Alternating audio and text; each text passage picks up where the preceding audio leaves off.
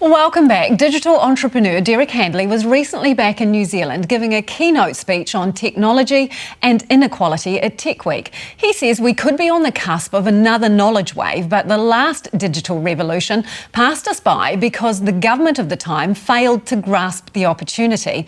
Well, I asked him if he's confident that this government is investing enough in New Zealand's digital future. Well, I said we're on the possibility of another knowledge wave. Everyone is at the moment in terms of where technology is. We're in another revolution, right? The first revolution in our generation was the internet, and we all knew it was coming. We organized ourselves to prepare for it, and then we did nothing.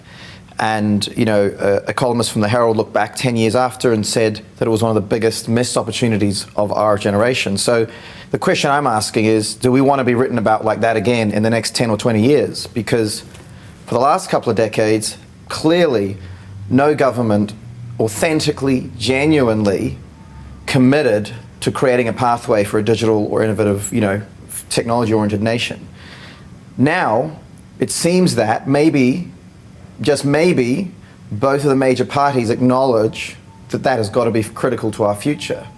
So if nobody put in the right amount of investment over a decade, how far behind the digital 8-ball are we?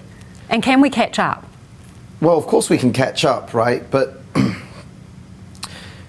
it's not really a question of how far behind we are versus, everyone else.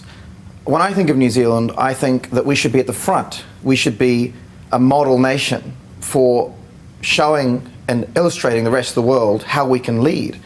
And if that means leading through innovation and, shaping and reinventing the future rather than just reacting to it, if it means thinking about sustainability and how we move to become environmentally sustainable, socially sustainable, inclusive, and an economy that integrates all of those things, that's the opportunity, right? How far are we behind? There are so many ideas and services and concepts that should exist in New Zealand that we should be leading that we're not. And to me, I just can't understand why we don't have that aspiration, that vision to lead. So why do we lack aspiration? I don't know. And at what level is it? As a country, why do we not already have a vision and a goal as to when we are going to be running fully electric fleets? Our grid is 85% renewable. Yes. We import about half of a Fonterra of petrol into this country, which impoverishes all of us, and we use it to fuel vehicles that are running on, combustion engines, when we know in the next 3, 4, 5, 7 years, there are going to be an enormous number of lorries, vans, cars, bikes, buses, electric, that we should be saying, by this date, the entire country will be, electric. So, Derek, are you saying that a brave government would put a moratorium on, say, the importation of petrol cars effective of this date? Warn you that it's coming, I don't know what the different tactics would be, but you'd start with the aspiration and say, this is where we want to go, how do we get there? And how do we realistically look at the nature of what we've got now, what's possible in the world, and, and get there? And, that's just one example of, electric vehicles, etc. We all know that's coming. Another example that, for me, as someone who's lived in the US for a few years, I can see a doctor anywhere in the country within 10 minutes on my phone. We talk about the infrastructure challenges we have in New Zealand with the health and medical practices. We're quite a distributed country. Last year I got diagnosed a kidney stone via a doctor through the video, and I went straight to the hospital. These are the kinds of things, they're not rocket science, they're possible now. You'll be pleased to know then that there is a pilot around that, seeing the doctor on your iPad. But I'm wondering, when you're talking about a big strategy, an overall strategy, how important is this role that the government has created for a chief technology officer? And is that what that person should be doing? That's why I say I think we're on the cusp of maybe the opportunity that we missed 20 years ago, right? So the fact that both major parties last year said this was going to be a part of their thing, I think that alone, the recognition and the acknowledgement of that, is a hugely positive signal. And then this role, the fact that it is, whatever you think of the role, whether its scope is too broad or too narrow, or whether it has enough teeth or not enough teeth, the fact that it even exists, the fact that it will be working with the Prime Minister and the Minister, to me is a symbol and a signal that we get it and that it's important. And I think that means we can open that up and push into that and say, okay, we really want to get behind that as a country. If you can get someone to fill the role, because they've had some difficulty getting the right person, so who do you think the right person is? Well, I think the right person should be able to understand that there is this opportunity, that there is a roadmap that we need to pull together, that there probably is a lot of amazing existing activity within New Zealand, in the private sector and the public sector, already happening. But how do you map that, bring it together, stitch it together, and then decide what levers are you going to push to make change happen quickly?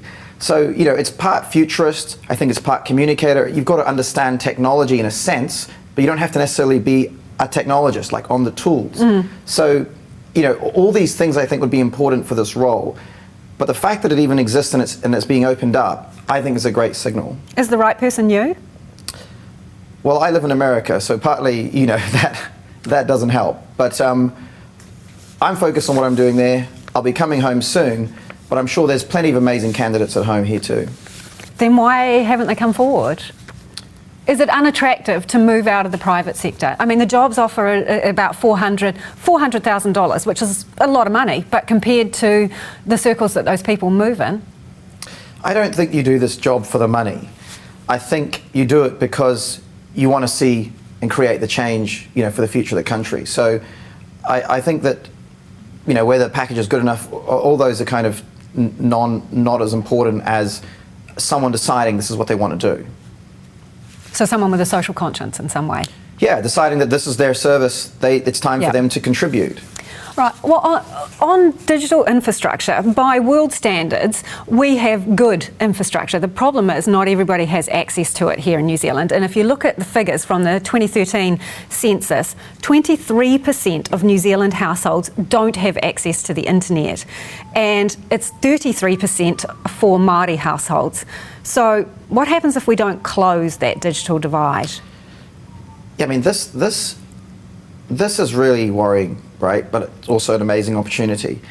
For 500 years, the technology of the book has become the main way we get smart and we learn and we grow. We have had studies the entire last century that link the number of books in homes to people's likelihood of succeeding in life and also staying out of jail and all those kinds of things. So we know that is tightly connected. We haven't been around in the digital space long enough to see all the studies that will come out that will show that gap, if it's not closed on the digital literacy level, will be so much more exacerbated, right? So my son navigating freely and creatively across the internet, last week, learning about the volcanoes in Hawaii, learning about Hyperloop, learning how to code. This is all in 1 week on his own and his own aspirations. He's heading towards the space age, right? Kids, in the example that you just mentioned, in homes without internet, don't even know how many books they've got. Those people are being prepared for the Bronze Age. And so this divide continues to expand, and we can't set ourselves up as a nation to be, fully digital and fully inclusive. So as a size of a problem, to me, right now you might think, they'll get over it, they'll get internet in the library.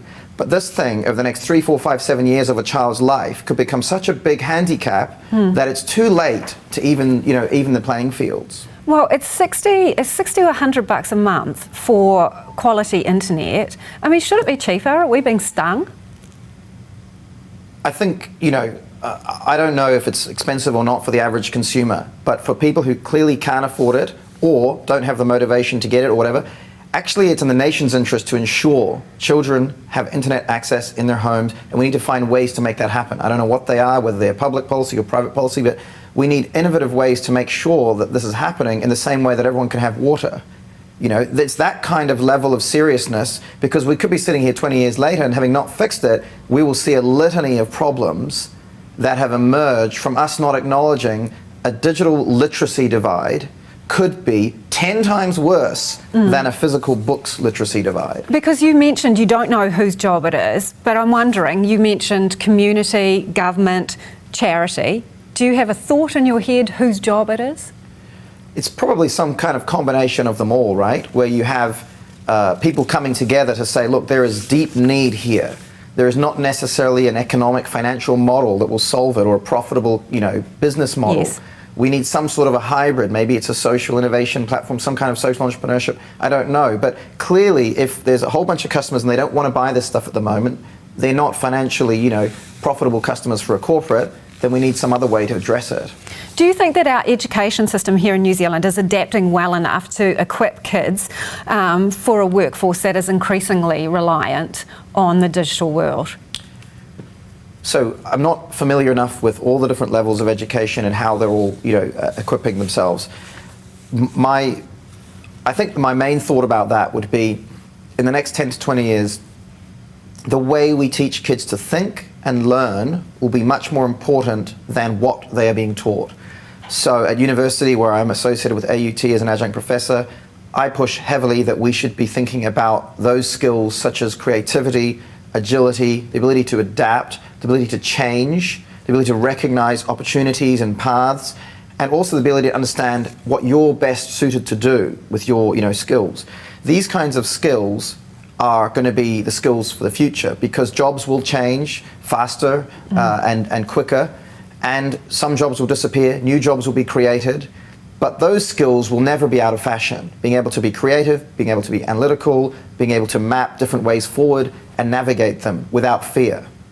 On the other side of things, perhaps the unhealthy reliance on digital technology. Social media apps specifically designed to be addictive in the same way that, you pull the handle on a slot machine and it hooks you in. What responsibility do you think tech companies have to address that? Yeah, I think this has become a much more of a big issue in recent years, right? And you have some of the early founders of some of the big social media companies coming out being very concerned about what they've invented. We are, again, probably on the edge of just figuring out that these are addictive in the same way we think cigarettes or gambling or other kinds of things are addictive. So we're not, I think, as a society yet clear on what does that mean and, how badly are you addicted. But at the end of the day, if a company is producing something that is designed to be addictive, which I believe a lot of social media tools are designed that way, with the little responses that they send back to you to kind of, give you a hit of endorphins, the responsibility should go back onto them to figure out ways to ensure that people aren't going down, really dark holes and dark places. As a society in New Zealand, we should also be thinking about how we do not get so attached to digital that we become so disconnected from each other and from, the environment and the things that are from in the real world relationships. Right? And, you can see that when you go to a bus stop or you go to a bar and you see people waiting, they can't wait on their own anymore. They can't be with themselves. So culturally, we need to kind of decide, is that okay? Do we want to be constantly digitally connected? And do we want to be 24/7 digitally connected in our work? Or do we want to say, actually, as a country, we will decide that we think it's probably not okay, if you're constantly on your devices. And you? Do you think? What do you think? I don't at all. I mean, I ran an experiment a year ago, was only checking email once a week. And, there are certain days where I don't have a device at all. And I'm very kind of experimental in terms of how I can minimize the way I'm interacting with either a small screen or a big screen. And to now, I've pretty much reduced minimizing with a big computer, down to a small number of hours a week. Amazing. Derek Handley, there is never enough time. Thanks for joining us on Newshub Nation. It's good to see you again.